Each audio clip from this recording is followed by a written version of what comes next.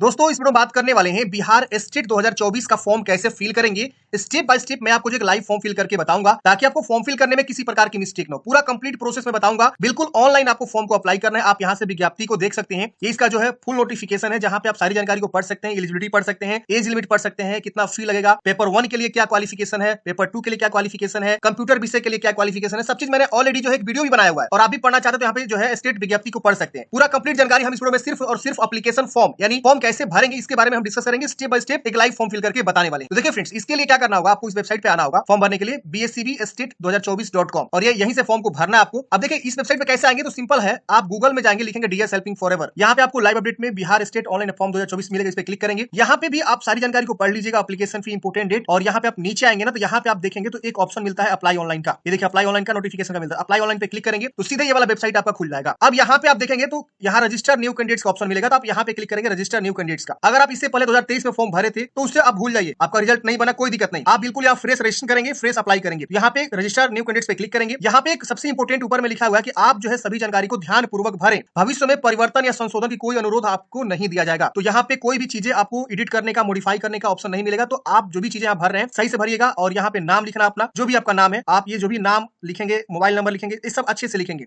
और ध्यान रहे पिताजी का नाम, अपना नाम, माताजी का नाम, ये सब जो है मैट्रिक के जो मार्कशीट का सर्टिफिकेट है ना उसके अकॉर्डिंग भरना होता है। तो यहाँ अपना पूरा नाम लिखेंगे, उस नाम को यहाँ कंफर्म करेंगे, ईमेल आईडी लिखेंगे, मोबाइल नंबर लिखेंगे, पासवर्ड एक बनाएंगे। पासवर्ड जैसा चाहे वैसा पासवर्ड आप बना सकते हैं। एग्जांपल के तौर पे मान लीजिए आपका नाम राजू है तो RAJU@123 ऐसे करके आप पासवर्ड बना सकते हैं। कुछ भी आप पासवर्ड बना सकते हैं, जो आप पासवर्ड बनाना चाहते हैं वो पासवर्ड आप बना सकते हैं। और पासवर्ड आप सही से रखिएगा, क्योंकि इन द फ्यूचर में जब भी आपको एडमिट कार्ड आएगा या जो भी चीजें होगी वो इसी पासवर्ड से आगे आपको काम करना होगा। तो अब यहाँ क्या करेंगे, रजिस्टर पे क्लिक करेंगे। रजिस्टर पे क्लिक करते ही आपके मोबाइल पे तुरंत एक ओटीपी आता है और ओटीपी का यहाँ एक सेक्शन बन जाता है। मेरे पास तुरंत जो है ओटीपी आ गया। हम यहाँ ओटीपी को क्या करेंगे, फिल करेंगे और यहाँ रजिस्टर का बटन मिलेगा, इस पे क्लिक करेंगे। रजिस्टर करते हैं, यहाँ पे देखिए यूजर रजिस्टर सक्सेसफुली लिख देगा। अब ये आपका रजिस्ट्रेशन यहाँ पे कंप्लीट हो गया है। अब इसे क्लोज करेंगे और यहाँ देखेंगे तो मोबाइल नंबर लिखने का ऑप्शन आ रहा है और जो आपने पासवर्ड क्रिएट किया था, मैंने बताया था ना एग्जांपल के तौर पे, वो पासवर्ड आप जो भी बनाए थे वो पासवर्ड यहाँ लिखेंगे और लॉगिन वाले ऑप्शन पे क्लिक करेंगे और आपको तुरंत एक मैसेज भी आ जाएगा कि आपका रजिस्ट्रेशन जो हो चुका है। ओटीपी वगैरह सब चीज आ रहा है, अच्छे से आ रहा है, ठीक है ना, कोई दिक्कत यहाँ नहीं हो रही है। तो आप यहाँ पे लॉगिन करेंगे। लॉगिन करते ही सबसे पहले एक इन्फॉर्मेशन खुलेगा। यहाँ बोल रहा है सभी अभ्यर्थियों को सूचित किया जाता है कि पेमेंट करने के पूर्व अपने भरे हुए फॉर्म को ध्यानपूर्वक जांच करें। यदि त्रुटि हो तो सुधार करने के पश्चात ही पेमेंट को करेंगे। तो यहाँ पे बोला गया है कि अगर आप फॉर्म भर रहे हैं, फॉर्म भरने के बाद आप एक बार अच्छे से सभी जानकारी को चेक करें, फिर पेमेंट करें। पेमेंट कर देंगे उसके बाद सुधार नहीं होगा, लेकिन पेमेंट करने से पहले आप सुधार कर सकते हैं। अब यहाँ पे सबसे पहले ये चॉइस करना है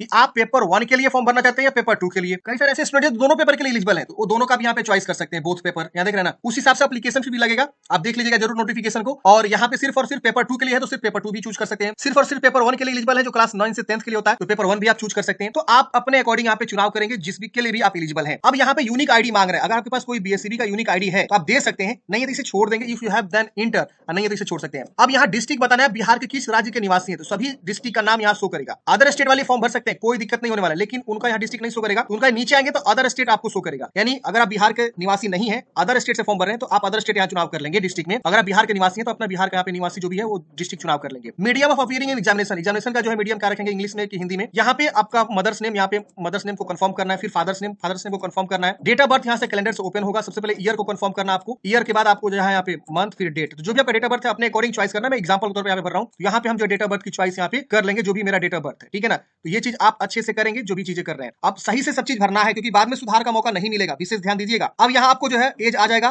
फिर यहाँ जेंडर बताना है, मेल फीमेल। उसके बाद आप नीचे आएंगे, यहाँ पे कैटेगरी आपसे पूछेगा कि आप जनरल हैं या ईबीसी हैं, बीसी है, SC ST है। एक चीज आप लोग बोलेंगे कि ईडब्ल्यूएस का ऑप्शन नहीं है। यहाँ देखिए रेड कलर में लिखा हुआ नोट, ईडब्ल्यूएस कोटि के अभ्यर्थी अपनी कोटि में जनरल विकल्प का चयन करेंगे। तो अगर आप ईडब्ल्यूएस भी हैं तो आप जनरल ही चुनाव करेंगे और यहाँ पे अपना जो है कैटेगरी को दोबारा से कंफर्म कर देना है। यहाँ पे अगर आप मान लीजिए ईबीसी है तो ईबीसी का चुनाव करेंगे। तो अगर आप ईबीसी कैंडिडेट्स हैं, ईबीसी को अपना जो है जाति सर्टिफिकेट यहाँ पे देना होगा। मतलब जनरल को छोड़ के बीसी, ईबीसी, SC ST को अपना जाति यानी कैटेगरी सर्टिफिकेट यहाँ पे अपलोड करना होगा। यहाँ पे क्लिक करेंगे, अपलोड करेगा सेक्शन बनेगा, आप अपलोड करेंगे। अब यहाँ नेशनलिटी इंडियन रहेगा। आप पूछ रहा बिहार के निवासी हैं तो हाँ करेंगे और डोमिसाइल सर्टिफिकेट यहाँ पे अटैच करें। बिहार के निवासी को डोमिसाइल सर्टिफिकेट देना होगा। अभी पूछ रहा विकलांग पर्सन है तो हाँ करेंगे और विकलांग सर्टिफिकेट आप यहाँ पे बताएंगे किस प्रकार के विकलांग है और विकलांग सर्टिफिकेट भी अटैच करेंगे। एक्स सर्विसमैन है तो हाँ करेंगे और अपना एक्स सर्विसमैन का जो यहाँ पे जानकारी को अटैच करेंगे, उसका PDF और ज्वाइनिंग डेट और यहाँ पे जो है आपने सर्विस कब से कब तक, रिटायरमेंट डेट और अपना सर्विस लेंथ आ जाएगा। नहीं है तो इसे नो करेंगे, ये भी नहीं है तो इसे भी आप नो कर सकते हैं। अगर आप यहाँ पे बिहार के निवासी नहीं है तो इसे भी आप नो करेंगे, तो आपका डोमिसाइल यहाँ पे हट जाएगा। यानी अदर स्टेट वालों को यहाँ पे जो है category certificate, domicile certificate attach करने की आवश्यकता नहीं है। अब यहाँ पे आपको नीचे आना है, यहाँ पे क्वालिफिकेशन की जानकारी भरना है। जैसे यहाँ पे बोर्ड का नाम बताना है, name of school, roll code, roll number. अब बहुत सारे लोगों का ऐसा है जिनका रोल कोड नहीं होता है, जिससे बिहार बोर्ड से अगर पास है मैट्रिक इंटर तो आपको रोल कोड मिलेगा उस मार्कशीट पे। लेकिन अगर आप सीबीएसई से हैं या किसी अदर स्टेट का एग्जाम बोर्ड से पास है तो उसमें आपको जो है क्या होगा ना कि रोल कोड नहीं मिलेगा। तो रोल कोड नहीं होने के केस में आप एनए लिख सकते हैं, मतलब नॉट अवेलेबल। रोल नंबर है तो सबका रोल नंबर होता है, तो आप रोल नंबर भर दीजिएगा। फिर यहाँ पासिंग ईयर यहाँ पे आपको बता देना कि कौन से ईयर में आपने जो मैट्रिक पास आउट किए हुए हैं। यहाँ पे ऑप्शन आएंगे मार्क ऑब्टेंड, कितना मार्क्स आपको मिला हुआ है। जैसे एग्जांपल के तौर पे मैंने 320 भर दिया, फर्स्ट डिवीजन है। परसेंटेज जो भी आपका बनेगा वो आप यहाँ पे लिख देंगे कैलकुलेट करके, और उस सर्टिफिकेट को यहाँ पे अटैच कर देना है। अपलोड डॉक्यूमेंट्स में क्या, तो मैट्रिक का सर्टिफिकेट यहाँ पे अटैच करेंगे, मार्कशीट या सर्टिफिकेट दोनों में से कोई अटैच कर सकते हैं। तो मैं रिकमेंड करूंगा मार्कशीट अटैच करिए, क्योंकि यहाँ पे डॉक्यूमेंट्स बोला गया तो मार्कशीट को यहाँ पे आपको अटैच करना है। फिर इंटरमीडिएट की जानकारी उसी केस में भरेंगे जिस तरह से आप यहाँ पे भरे इंटर वाला। रोल कोड है तो रोल कोड लिखिए, नहीं तो छोड़ दीजिए, एनए लिख दीजिए। ग्रेजुएशन की जानकारी भरिए, इसमें भी रोल कोड नहीं होता है, ग्रेजुएशन वाला में रोल नंबर तो जरूर होता है, आप रोल कोड को छोड़ दीजिए, रोल नंबर को यहाँ पे लिख दीजिए, ठीक है ना। तो ऐसे भरना है। फिर पीजी की है तो पीजी की जानकारी भरेंगे, और नहीं किया तो इसे आप छोड़ देंगे। यहाँ बीएड की जानकारी मांग रहा है तो बीएड उसी तरह से आपको भरना होगा, पासिंग ईयर, रोल कोड है तो भरिए, नहीं तो रोल नंबर सिर्फ भर दीजिए, इसमें एनए कर दीजिए। और यहाँ पे आपको जो है फर्स्ट है कि सेकंड है ये आपको बताना होगा, और कितना परसेंट आपको मिला हुआ है आप यहाँ पे बता देंगे। अब यहाँ पे सीआरआर नंबर, अगर आपके पास सीआरआर नंबर है तो आप भर सकते हैं, नहीं है तो आप इसे छोड़ सकते हैं। अब आप लोग थोड़ा सा कंफ्यूज हो रहे होंगे कि सीआरआर नंबर में हम क्या भरेंगे। देखिए सीआरआर नंबर उनके लिए होता है जो विशेष विद्यालय अध्यापक बनना चाहते हैं, यानी जो विकलांग को पढ़ाते हो, मतलब इस टाइप के जो फिजिकली डिसेबल्ड पर्सन हो, तो उनको ना एक अलग से जो है कोर्स करना होता है। या यहाँ देखिए लिखा हुआ है बीएड के साथ भारतीय पुनर्वास परिषद आईसीआर जो होता है से मान्यता प्राप्त संस्था से सर्टिफिकेट या डिप्लोमा जो विशेष शिक्षा में बीएड के समकक्ष हो, भारतीय पुनर्वास परिषद के वैध सीआरआर नंबर धारित करता हो। तो ये विशेष विद्यालय अध्यापक की भी यहाँ पे जो है आया हुआ है फॉर्म। अगर आप विशेष विद्यालय अध्यापक के लिए फॉर्म भरना चाहते हैं उसके लिए यहाँ पे ऑप्शन दे दिया गया है यहाँ पे आवेदन फॉर्म में, जिसमें आप जो है देख सकते हैं कि यहाँ पे मांग रहा है सीआर नंबर। अगर बस है तो भर दीजिए, नहीं है तो कोई दिक्कत नहीं होने वाली है। आप सिंपल बीएड की जानकारी यहाँ पे भर दीजिएगा और उसका सर्टिफिकेट यहाँ पे अटैच कर लीजिएगा। लेकिन भाई सीआरआर नंबर है आपके पास, आप यहाँ देखेंगे तो विशेष विद्यालय अध्यापक, अब इसमें देखेंगे तो हर तरह के टीचर के लिए यहाँ पे रखा गया है। देख रहे ना, शारीरिक शिक्षक, इसकी वजह से कंप्यूटर शिक्षक, विशेष अध्यापक शिक्षक की भी यहाँ पे एंट्रेंस एग्जाम हो रही है। तो यहाँ पे आप देखेंगे ना तो हर कैटेगरी के कैंडिडेट्स यहाँ पे फॉर्म को अप्लाई कर रहे हैं, तो इसीलिए यहाँ पे दिया हुआ है। जिनका है वो भरेंगे, नहीं तो इसे छोड़ देंगे। अदर कोई क्वालिफिकेशन है आपके पास तो भरेंगे, वरना इसे भी आप छोड़ेंगे। अब यहाँ पे पूछेगा कि टेस्ट पेपर 1 का जो है सब्जेक्ट कॉम्बिनेशन बताइए। तो देखिए अलग अलग आपका क्वालिफिकेशन जो हो वो आप भरिएगा। आप देखेंगे कि मैं पेपर 1 में कौन से विषय से अप्लाई कर सकता हूँ, किस विषय के लिए एलिजिबल हूँ मेरे क्वालिफिकेशन के आधार पे, तो उसके अकॉर्डिंग आप यहाँ पे अपना विषय का चुनाव करेंगे, जो भी विषय आप चुनाव करना चाहते हैं। वही अगर आप सिर्फ पेपर 1 के लिए भरना चाहेंगे तो सिर्फ पेपर 1 ही यहाँ पे पूछेगा, पेपर 2 के लिए भरना चाहेंगे तो सिर्फ पेपर 2। दोनों मैंने भरा हुआ तो दोनों का यहाँ पे पूछ रहा है कि कौन से विषय आप यहाँ पे देना चाहते हैं पेपर 1 और पेपर 2 में। तो आप यहाँ पे अपने अकॉर्डिंग देख लीजिएगा, और जो आपका क्वालिफिकेशन है, जिस विषय के लिए आप एलिजिबल हैं, उसी के अकॉर्डिंग यहाँ पे आपको चॉइस करना होता है। तो जो लोग पढ़े हैं बीएड वगैरह जानते हैं, जो शिक्षक है वो अपना इजीली यहाँ पे सब्जेक्ट चुनाव कर लेंगे।